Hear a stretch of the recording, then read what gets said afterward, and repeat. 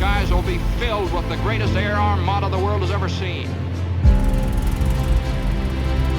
Our own Army Air Forces, the best planes ever built, 65,000 planes this year. And by the time you finish your training, America will have overwhelming superiority in the air.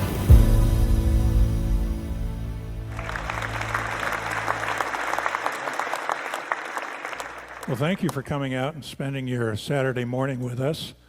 I'm Dave Schall, and I'll be your speaker. And my background is I spent 37 years in the Air Force, 8 years overseas, 2 wars, and I have flown in probably 42 different kinds of aircraft as a flight surgeon, and had an opportunity to meet many of our World War II veterans, including the opportunity to go to 5 of the Doolittle Raider reunions. So how do you know that your date with a pilot is half over? Well, enough about me. Let me tell you about my plane. So we're going to talk about this gangly-looking airplane and some of the amazing things that the pilots who flew these in World War II, especially in the Pacific, did. So we're going to talk about the plane, what it's like to operate the airplane, some of these incredible missions. There's even a next-gen PBY out there. And then we'll talk about our PBY and take some questions. So PB does not stand for pig boat, as some of its deriders call it, but it actually stands for patrol bomber. The Y indicates the manufacturer, which was Consolidated. Now, some of these airplanes were actually made under license in Canada, and they're called PBVs, or CANSO. And our PBY was initially birthed as a PBV, but we'll talk more about that later. It was developed in the 30s, and by the time World War II came around, it was considered antiquated. And in fact, the Navy was interested in designing a next generation seaplane. Now, as the war clouds of World War II were gathering, the Brits decided they liked this airplane, and they ordered over 100 of them. And we sent American pilots over there to train the Brit pilots. And in fact, one of our American pilots was flying on a mission, and it was secret, and they found the Bismarck. And they transmitted that information to the British fleet, which later sunk the Bismarck. He got a Distinguished Flying Cross for doing that mission, but he couldn't tell people why or how he got it till after the war. So it was designed by a guy by the name of Mac Ladden. And Mac also designed the B-24 and the B-36. And the thing that's unique about the PBY is that you notice the wings are attached to this pylon instead of coming into the fuselage. It also had one of the very first wet wings. And by wet wing, what we mean is that there was no liner inside the fuel tank. It was just metal. And that was a very controversial design in the 1930s. But it allowed you to carry a lot more fuel. It also had these retractable floats, as you can see up here in the wingtip, and those will deploy as you're getting ready to land on the water, and it keeps you from tipping over if you're in very large waves. Now that is a British design, and so Consolidated used that under permission or licensure. It also had some very powerful engines, the Pratt Whitney, which we'll talk about. But here's that parasol wing. It sort of reminds you of an umbrella or a parasol. And you can see how those wings are in the pylon and not on the fuselage. But that allows you to raise those engines really high to keep them out of the water. Now, it evolved with lots of different designs. And as it evolved, changes in the tail, changes in the engines, etc. Over here on the right, you see the lineage of the PBY-4 and the 5. Those were the most common versions that were built. As we get to the PBY-5A, you see that they've added landing gear onto the fuselage. These were the years that those PBYs were seen. So the PBY-1 was 1937. As we continue to evolve to the PBY-5A in 1941, and finally the Black Cat version, which we'll talk about later. So just a comment on the difference between a flying boat and an amphibian. Clearly, the amphibian has landing gear and it allows you to land both in the water and on land. In fact, you can deploy the landing gear while you're still in the water to be able to taxi up a ramp if necessary. If you're just a flying boat, you're stuck being at sea, and you need special beaching equipment to bring it in. They also had anchors that they would put in the nose to help secure the position of the boat. Now, if you need to get out of a PBY really quick, there's lots of different hatches on the PBY, but you can only use those while it's in the water.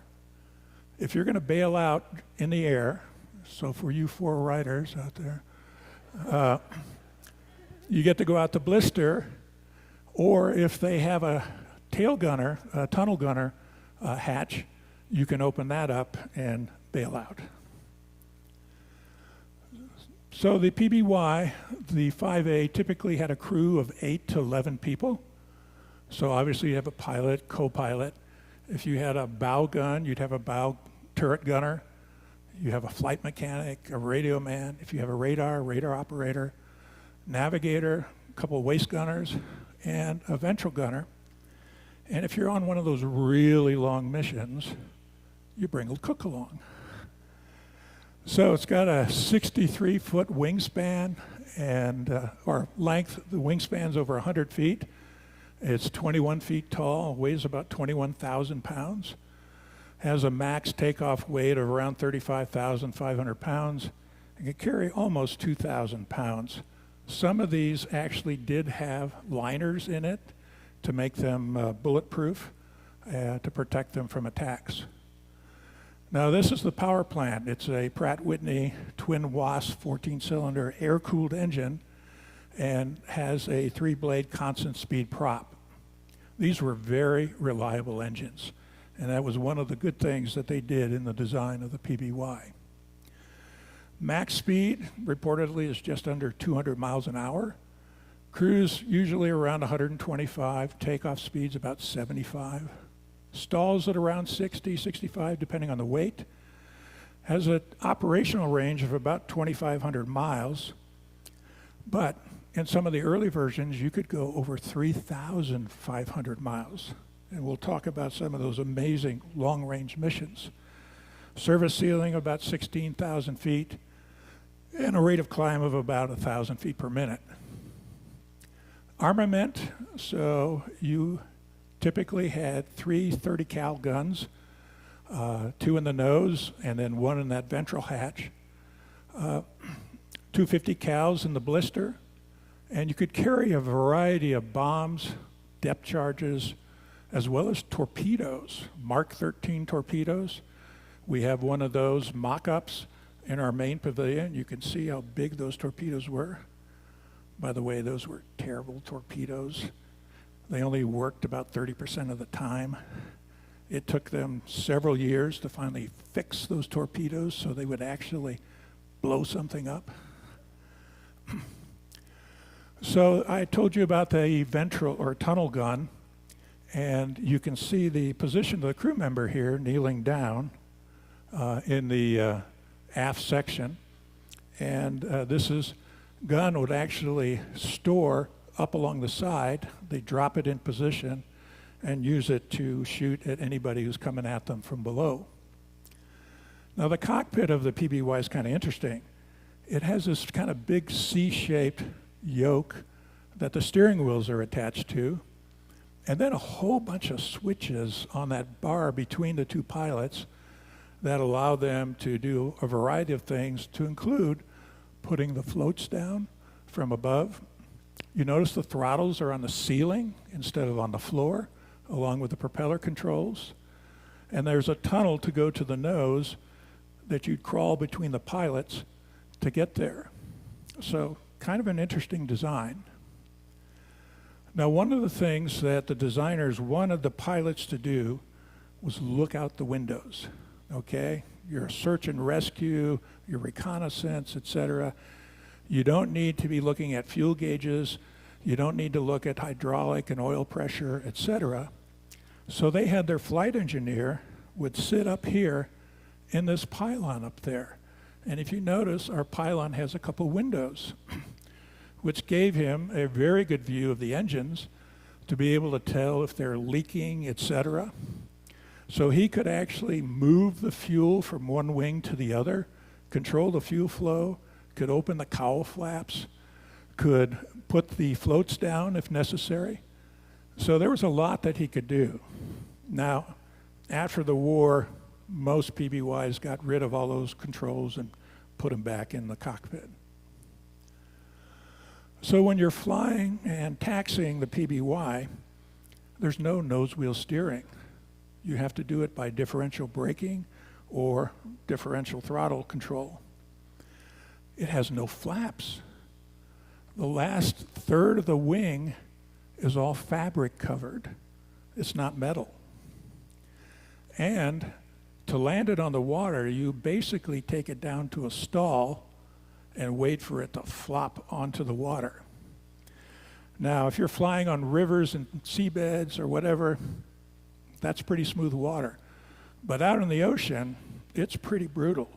And you can pop rivets and break open seams.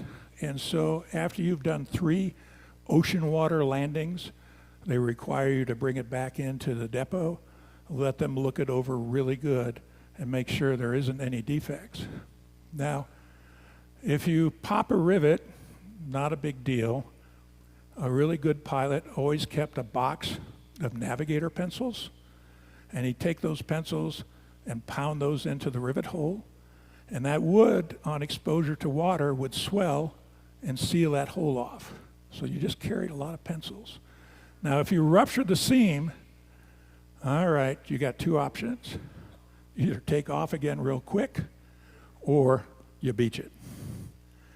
Now, if you're flying a CAT mission, that's basically a combat mission. But if you're flying a rescue mission, your call sign was Dumbo. Now, I don't know why they made them stupid, but I love this picture of doing maintenance on the engine with a propeller running, just sitting on that little swing there. Yeah, sign me up. So we'll talk about PBY's debut in World War II. And it started before the attack on Pearl Harbor. In fact, it started at about 6:40 in the morning. A PBY out of Kaneohe Bay was flying around the opening of Pearl Harbor, and he spotted what he thought was an enemy sub. He dropped some smoke pots right here to mark the location. There was a barge, the Antares, a freighter that was pulling this barge. He saw the sub too, and he radios to this destroyer, the Ward, and the Ward begins moving in and shooting. The PBY circles around and drops a couple depth charges, and then the Ward gets closer and actually hits the submarine in the conning tower, drops some more depth charges, and sinks the sub. Now they radio this information to headquarters. Say, hey, enemy sub, we just sunk it. And headquarters like, yeah, right. It's probably one of our American subs, someplace where it doesn't belong. And so they sort of blow it off until 7:55, when the attack begins. Now, Ensign Tanner is then sent to patrol north of Oahu, and he's flying around out there, and off in the distance, he sees all these fighter planes heading back north to where the Japanese carriers are. And of course he shares that information, but lost in the fog of war. So these guys really did sink the sub. It was a mini sub. And it wasn't until the early 2000s that they found the sub off the coast of the entrance of Pearl Harbor. The guys weren't lying. It just took 50 years for them to prove it. So here's the attack. First wave at 7:40, occurred and attacking Wheeler and Pearl Harbor. The second wave, about an hour later, comes in and hits Hickam, Kaneohe, and we have a Colorado Springs connection. This young man, aviation machinist mate, first class Daniel Griffin, was from Colorado Springs, and he was one of the enlisted PBY pilots. Kaneohe is under attack. He swims out to his PBY, takes it off, and unfortunately, a Zero shoots him down. His airplane's on fire, he gets burned, but he gets himself free of the fuselage, and he's swimming to shore, and another Zero comes and strafes him, hits him in the back of the head, kills him instantly. And so he ends up being one of our first casualties right here from Colorado Springs. He left behind a wife and 2 kids, and he's buried here in the Evergreen Cemetery. You can actually visit his gravesite. But more importantly, if you drive down I-25 and you look to the left or the right as you're passing the overpass that leads to the south entrance of the Air Force Academy, you'll see the sign. Now, I've driven by this a whole bunch of times, and I'm like, who is that guy? Well, he was a PBY pilot. So, the Japanese just devastate us at Pearl Harbor. We lose 33 PBYs. But out of those ashes, the PBY would come back to haunt the Japanese. And the very first air-to-air kill was done by a PBY. Who knew? But it happened in the Philippines, just south of Manila, at a Navy base called Cavat Yard. And Lieutenant Harmon Utter was flying his PBY to safety when he gets jumped by 3 Zeros. Fortunately, he has a very good gunner, and the nose turret gunner, Chief Earl Payne, shoots down a Zero. And so the very first air-to-air kill is credited to the PBY. First offensive operation was done by a PBY. And so we knew that the Japanese had a number of ships there at Holo Island. And so we launched 6 Catalinas with torpedoes to go and attack that shipping. And we were trying to sneak in at night, but it didn't go so well. They saw us, they had Zeros on us, they had anti-aircraft guns, and we lost 4 PBYs. Only 2 of those guys made it back, and one of the pilots emphatically stated, there ain't no frickin' way to outrun a fighter in a PBY. Under no circumstances should a PBY be allowed to come in contact with the enemy unless you got a fighter escort. Another amazing mission was done in the spring of 1942, and this was the Corregidor rescue mission, and it was codename Operation Flight Gridiron. Now, if you were here last September, you may have had the opportunity to listen to Rob Gale give a very detailed talk about this particular mission. It was incredible.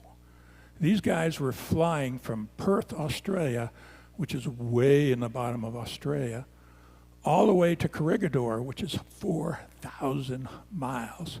And oh, by the way, you got to run the gauntlet of enemy bases to get there. And offload heavy equipment and bring back all these nurses and passengers. So just to give you an idea of distances, they fly from Perth to Sharks Bay, which is a little under 500 miles, then on to Darwin, which is 1,600 miles, And oh, by the way, Darwin is frequently attacked. So when they get their fuel and supplies, they got to hide up a river in order to keep from getting attacked. And then they take off at dusk, heading towards their objective. And from Darwin to Timor, now I want you to notice over here, Kandari, Japanese fighter base. Over here, Ambon, Japanese fighter base. And you have to thread the needle there. Okay. Then go another 1,200 miles from passing very close to another Japanese base, Menendaro, and up into the Moro Gulf. And then here, you need to land on this lake at night, get more fuel. And oh, by the way, there's another Japanese base, fighter base. And then head on all the way up to the Corregidor. And so right there, you can see Bataan and Corregidor. So another 620 miles. Now, one of the most daunting things they had to do was do a night landing on a lake. Okay, for those of you who are pilots and understand spatial disorientation and what it's like to fly into a black hole, all right, that is a high risk for getting turned upside down. And if you don't believe what your instruments are telling you and you listen to your seat of the pants, you could end up upside down and into the ground or into the ocean. And you have to do this landing without landing lights on, without any sea lane buoys lighting the way for you, without your ability to be able to tell, are there some logs out there, unlighted ships, reefs? And oh, by the way, which way is the wind coming? Good guess. So you're putting that airplane down into this black hole, and you basically start a steady descent, and when you get to about 300 feet, you pull the yoke back to just above stall, and you wait, and wait, and wait, and splash, and you're down. So they get their fuel, and they head on to Corregidor. Fortunately, that day happens to be the emperor's birthday. So the Japanese are out partying. They're not looking for PBYs. And they're able to get there. And oh, by the way, they had just bombed Corregidor. So there were fires that provided wind direction and lighting. And they were able to get everybody on board, 25 on one aircraft, 30 on the other. And they head back. As they reach Lake Lanao, one sees a hole and he's able to sneak through the hole. The other can't see a hole, ends up landing off the coast, waiting, comes back, gets his fuel as well, and lead airplane's being pulled out for an engine start, and unbeknownst to them, there's a reef that tears a hole in the hull, really. And so they have to scramble. So they take a blanket and they take part of a tree trunk and lots of marine glue and try to patch that hole. Well, it kind of works, but it's still leaking. But we got to get out of here. But he's got 1,000 pounds of water on board, and he can't take all those passengers. So he has to offload all but 10 and says, we'll try to send a B-17 to come in and pick up the rest of you guys. And so he begins his takeoff, bouncing around with 1,000 pounds of water. He slowly gets airborne and the water begins to drain. And they head on back to Darwin. They refuel while bailing the water out of their airplane, make their way back to Perth, and they just beach the PBY there. Unfortunately, no B-17 ever got back to pick up those remaining nurses. They ended up as prisoners of war. Corregidor falls on the 6th of May. But Captain Pollock and his crew are all awarded the Silver Star for doing this amazing mission. Now, fast forward to 1942. We had broken the Japanese code, and we knew that the Japanese were coming to take Midway. We just didn't know where they were. So we had to go out and find them. And these PBYs were instrumental in doing that. In fact, it was this crew of Lieutenant Howard Addy, supposedly their call sign was Strawberry 5, from Patrol Squadron 44. He was one of 32 PBYs that were sent out in all directions of the compass to try and find the Japanese fleet. And he found them at 5:30 in the morning on the 4th of June. So they decide to put some Mark 13 torpedoes on the PBY and go sink themselves some Japanese ships. So they're out there flying, and they take off at 9 o'clock at night, and around 1 o'clock in the morning, their radar shows 10 ships up there about 12 miles ahead, and they circle around, approaching at about 100 knots, and they drop their torpedo against the largest silhouette, which they think is an aircraft carrier. And they don't see quite the flash that they expect. Maybe it's gunfire, don't know. Second guy drops his torpedo, dud, nothing happened. Third guy drops it and scores a hit. All right, score one for the PBYs. He actually hits the supply ship, Akebono Maru, and tears a hole of 10 meters long into where the anti-aircraft magazines are stored. And she's sent for repairs, but we eventually sink her at Palau in March of 1944. Now these are these brave pilots that actually flew those night mission with a PBY.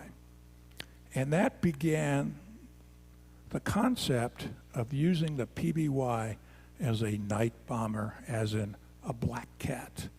And this technique evolves during the war to the arrival of the Black Cat squadrons that we'll talk about. Now, a PBY pilot actually won the Medal of Honor, and it was during 1944 in February. And the 5th Air Force was going to attack in New Ireland this port in Caviang. So here's New Guinea over here to the left, New Britain with Rabaul over here on the right. Now this little island called Witu is where the PBYs would orbit in support of rescue operations there. And Lieutenant Gordon was a lawyer from Arkansas and named his plane the Arkansas Traveler. And the 5th Air Force had planned to bring 4 squadrons of A-20 Havocs, medium bombers, to attack the ships, 7 squadrons of B-25s to hit the coastal facilities, and during that mission, they lost 8 aircraft. Now, Gordon was orbiting 100 miles away, but fortunately, he had fighter escorts. He had 4 P-47s to keep him out of trouble. So he gets the call, hey, an A-20's gone down. It's ditched off at Caviang. Could you please go check it out? So this is what that area actually looks like, and this is what an A-20 looks like. And they fly over it, they see sea dye marker, they see a little wreckage, a raft, but they can't see any people. So just to be on the safe side, they decide to put it down. But before he does that, he drops smoke bombs to be able to tell which way the wind's going. And he has to put it down between the swells, which are as high as 18 feet. And he gets it down, does one of those power stall landing, pops a few rivets, but doesn't see any people. Just debris, oil, a couple life rafts, partially inflated raft. So he takes off. Gets a second call. There's a B-25 that's flying spotting missions. And they say, hey, we've got a B-25 that's ditched 400 yards off shore. So now, as he puts it down, he's greeted with machine gun fire, small arms fire, some large shells, all popping around him, but fortunately not hitting his aircraft. And so the swells were pretty high and coming right up to the engines. And he's like, I don't want to slice these guys up. So he talks to his flight engineer and says, hey, if we shut down the left engine, will we be able to start it again? And his flight engineer says, no problem, we can do that. So they pick up 6 crew members and depart, and they're about 20 miles out when they get another call. Say, hey, we got another one for you. But at this time, his P-47 escorts, 2 of them are low on fuel. Sorry, Charlie, we're out of here. So now he's just got 2 P-47s. So he heads to this third landing. This B-25 ditched about a mile from the shore, does another one of those stall landings, shuts the left engine down. This time they're only able to pick up 3 of the 5 crew members. So again, he's heading for home, about 20 miles out, and he gets yet another call. And so this time, his other 2 P-47s are saying, hey, we're low on fuel too, we're out of here. So now he has no fighter protection. And in this particular area, they have Japanese float planes that are armed that potentially could take him out. And so he calls to the other B-25 and says, hey, I got no fighter escort. Will you be my top cover if I go in? He says, yeah, I'll stay here. I'll hang with you. Now, their approach required them to fly over this town that was known to have some heavy anti-aircraft fire. Fortunately, they zipped over the town and they were not fired upon. But again, the enemy sees them out there and they begin firing with machine guns, etc.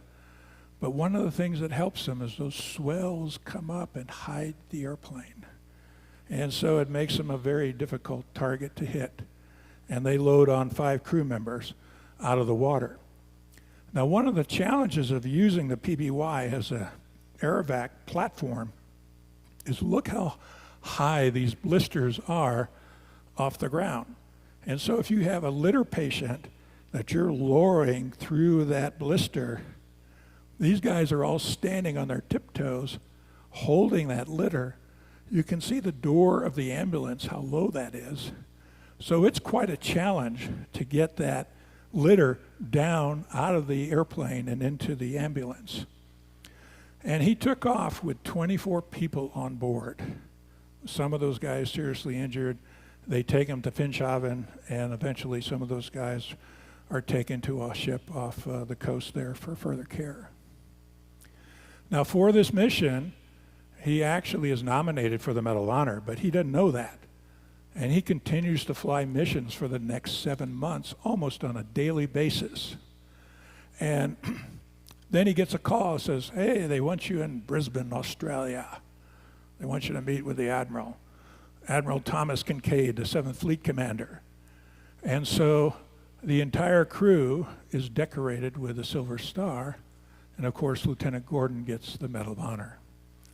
And Admiral Halsey sends a congratulatory telegram telling the crew, please pass my admiration to that saga-writing Cavian Cat crew, Halsey.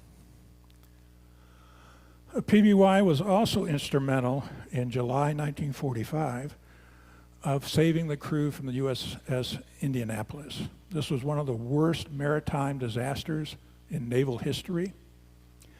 And the Indianapolis had just finished delivering the critical components of the atomic bomb to the Marianas Islands for the B-29s. And they were then asked to report to the Philippines. Now, Captain McVeigh said, hey, we need some escorts. We just don't want to go down there single ship. Well, that was denied. So he's out there trolling along, heading to the Philippines. And at midnight, a Japanese submarine by the name of I-58 sees them, torpedoes them midsection, sinks the ship within 12 minutes. They have almost 1,200 crew. 300 of them die instantly. 900 are thrown into the drink. For the next 4 days, nobody knows that they're missing. These poor guys, without food and water, and as you probably heard, suffered devastating shark attacks. The sharks were just going after them, and there was nobody in sight to rescue them. Finally, a patrol plane sees the oil slick and then sees that there's people bobbing around in that oil slick and radios that information. But unfortunately, only 316 survive. First on the scene to rescue is a PBY. Now, Commander Marks had been told, given orders, do not land on the ocean. And Marks is like, we can't leave these guys out there. So he polls his crews, you willing? You willing? Go down, pick these guys up? So they do. Now, the swells are rough, they pop a lot of rivets, they use a lot of pencils, but they pull on 56 survivors. Some of those guys they have to tie to the wing with parachute cord in order to keep them from sliding off, and they wait for the rescue boats to come, and finally they offload them, but it's no longer airworthy, and so they have to sink their PBY. Now, not everybody who was spotted by a PBY was rescued. These are crews from His Majesty Australian ship, the Armidale, who were attacked on the 1st of December, and a PBY found them and actually took a picture of them. But the seas were too heavy for them to put down in, and they radioed that information to some of the surrounding ships. But unfortunately, they were never found. And sometimes it's the PBY that needs to be rescued. So even though you've got 5 watertight compartments, if you rupture a seam and you take too much water on, you're going down. And so you can see these guys getting ready to get on the raft, standing on the wing. The cockpit is getting ready to go under, and so they're not totally super airplanes. Now, one of the amazing stories actually is an Australian PBY pilot who came across a Dutch freighter that had been sunk, and there were these Dutch sailors that were bobbing around in the water. So he puts it down and begins loading on these sailors. 10, 20, 40, 60, 80. 87 sailors rescued with a crew of 10. That's nearly 100 people. Now, those sailors were not my size. They were probably the size of my granddaughter there. But the rule of thumb as a PBY pilot, if you could load it on the airplane and it didn't sink, you had the entire ocean to take off. And that he did. So, remember I told you about those long-range missions? Well, with the fall of Singapore, Australia had no reliable way to communicate with England. And so they had to come up with an alternative mission.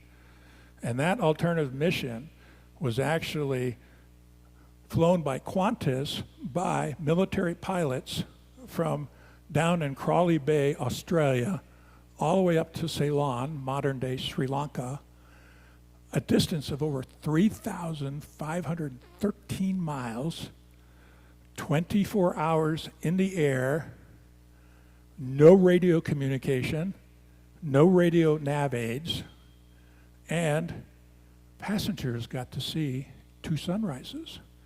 And in fact, you were given the secret order of the double sunrise if you flew on this mission.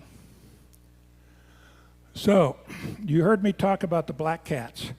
These were PBYs specially configured with radar, guns, bombs, torpedoes, and they would sneak up on enemy shipping at night, cut the throttles back to idle, and just glide in, deliver their ordnance, and then they'd throw out flares to blind the enemy gunners as they flew off in the night.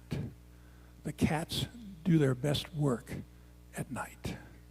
They sunk over 2.8 million tons of Japanese naval and merchant shipping, 10 Japanese warships, a couple subs. So the Japanese feared these Black Cats. And one of our local heroes, former governor of Colorado, John Love, was a Black Cat pilot. Went to school right here in Colorado Springs at Mountain High School, got his law degree up in Denver, got his flight wings in 42, and rescued several crews, B-24 crew off of Guadalcanal, a New Zealand crew. In fact, in total, 17 U.S. and Allied crew airmen were rescued by him. He earned the Distinguished Flying Cross and 4 air medals, his family has graciously donated or loaned to us a display about his service that you can go over in the main pavilion and take a look at and learn more about him. So another important role for the PBY, especially in the North Atlantic, was anti-submarine warfare. And so they had special radar on board that would allow them to find the sub surfacing at night. But the problem was is that as they got within a mile of the submarine, it would fall off the radar screen. And they couldn't see it. And they're flying around and they're trying to find the submarine. So they had to come up with a better way. And so it was a Royal Air Force officer by the name of Lee who came up with this idea of putting a big old spotlight on the wing, and overnight they were able to quadruple the number of submarines that they were able to sink. Now our PBY, as I told you, started out life as a Canso, and it was built in Montreal in 1944 by the Vickers Company, and it served with the Royal Canadian Air Force with the 162nd Osprey Squadron out of Iceland. And unfortunately, after the war, was put in storage, used for a short period by the Royal Canadian Air Force for search and rescue.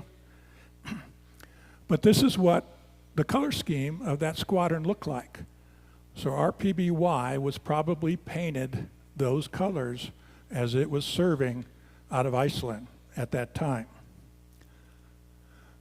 Later, it was used for firefighting by the Quebec government, and it was converted to a PBY 5A in March of 1963. It sat derelict for about 6 years, sold to a couple aircraft collectors, went to South Africa for restoration in 2006, which was completed in 2011.